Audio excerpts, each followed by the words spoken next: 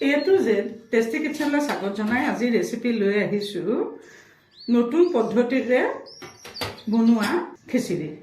কি কৰিছোঁ, এয়া অলপমান 1 কাপ মগু দালি ভালকৈ ধুই পখালি অলপমান জৰজৰীয়াকৈ লৈছোঁ। তাৰপিছতে এয়া চাউল লৈছোঁ। চাউল এয়া মই সমজোখত লৈছোঁ, জহা চাউল লৈছোঁ, সেইকাৰণে সমজোখত লৈছোঁ।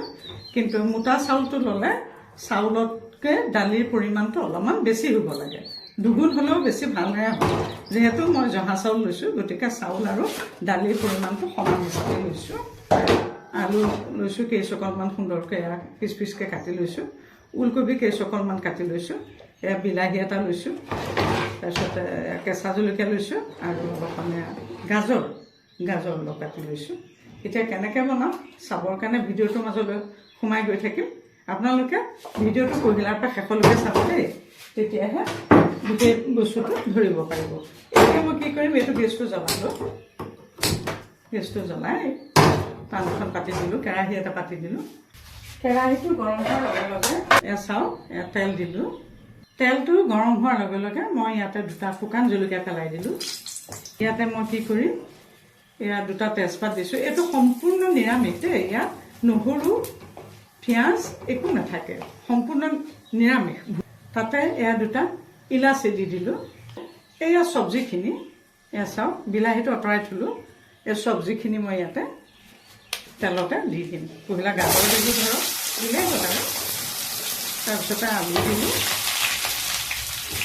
তাৰপিছতে ওলকবিখিনি দিলোঁ। এয়া একেলগে দি এতিয়া মই ইয়াত ভাজিম।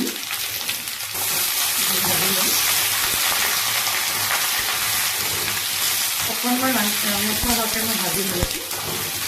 অকণমান ইয়াতে ৰং গুড়া ছটিয়াই দিলোঁ। এয়া ইতিমধ্যে এইখিনি ভজা হৈছে, গতিকে মই এইখিনি লাহেকৈ কাটি ৰাখিম।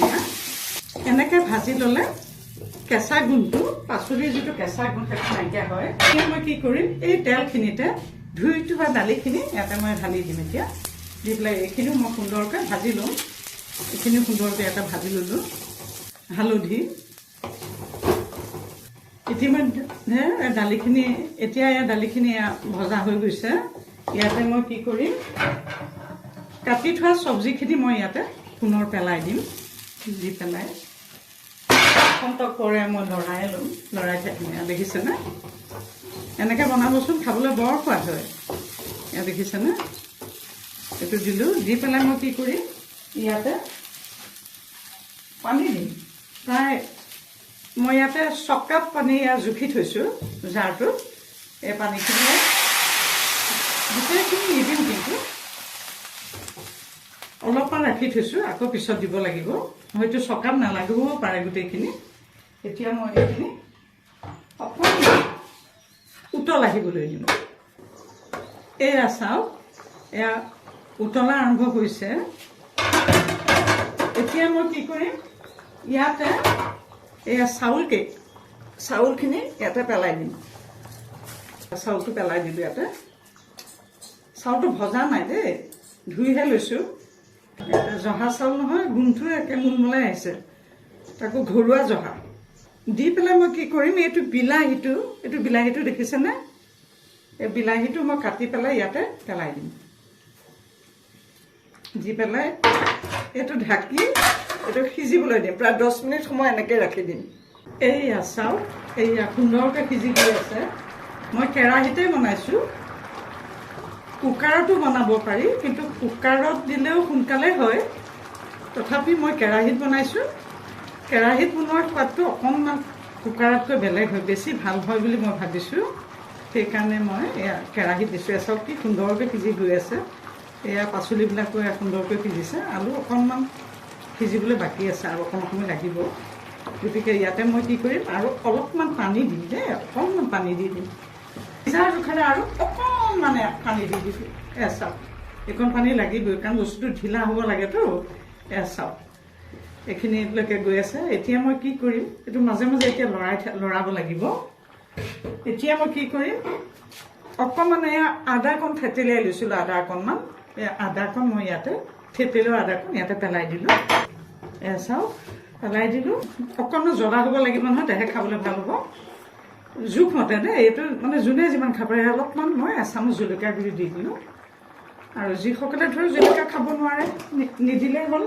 আৰু কিছুমানে যদি বোলে নহয় মই জালুকহে ভাল পাওঁ খাই, এতিয়া জালুক দিব পাৰে, আৰু কেঁচা জলকীয়াও দিব পাৰে দিওঁ বুলিলে। এতিয়া আকৌ অকণমান ঢাকি পেলাই সিজিবলৈ দিম।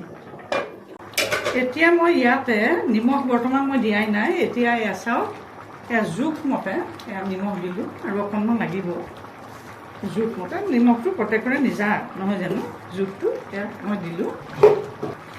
এয়া চাওক, এতিয়াও কিন্তু হোৱা নাই দেই, এতিয়াও বাকী আছে, আঁতৰি নাযাব।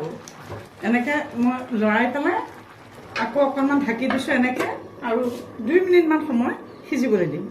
এয়া চাওক, এয়া কি সুন্দৰকৈ এয়া খিচিৰি প্ৰস্তুত হৈ গৈ আছে। এয়া কেঁচা জলকীয়া দুটা ফালি পেলাই ইয়াতে পেলাই দিলোঁ। কেঁচা জলকীয়া ফালি দিলে শেষত গোন্ধটো বৰ সুন্দৰ হয়। এয়া সুস্বাদু হ'বৰ কাৰণে মই এয়া ঘি অলপমান ইয়াতে এয়া দি দিলোঁ, সুস্বাদু হ'বৰ কাৰণে। সদৌ শেষত মই ইয়াতে এয়া দেখিছেনে, ধনিয়া, ঘৰৰে কুমলীয়া ধনিয়া ছিঙি আনিছোঁ। এয়া ধনিয়া পাত কেইটামান ইয়াতে মই সুন্দৰকৈ এনেকৈ ছিঙি পেলাই ইয়াত দি দিলোঁ, আৰু খিচিৰি প্ৰস্তুত হৈ গ'ল। সুন্দৰকৈ খিচিৰি প্ৰস্তুত হৈ গৈছে। এই সুন্দৰ খিচিৰিটো আপোনালোকে সুন্দৰকৈ বনাই খাব। এয়া দেখিছেনে কি সুন্দৰ ঢিলা হৈ আছে, দেখিছেনে এয়া কি সুন্দৰ। গতিকে এই সুন্দৰ ৰেচিপিটো আপোনালোকেও সুন্দৰকৈ বনাই খাব। আৰু এটি নতুন ৰেচিপি লৈ অহাৰ প্ৰতিশ্ৰুতিৰে আজিলৈ মই সামৰিছোঁ। আৰু আপোনালোকে মোৰ ভিডিঅ'টো পহিলাৰ পৰা শেষৰলৈকে চোৱাৰ বাবে আন্তৰিক ধন্যবাদ জনাইছোঁ।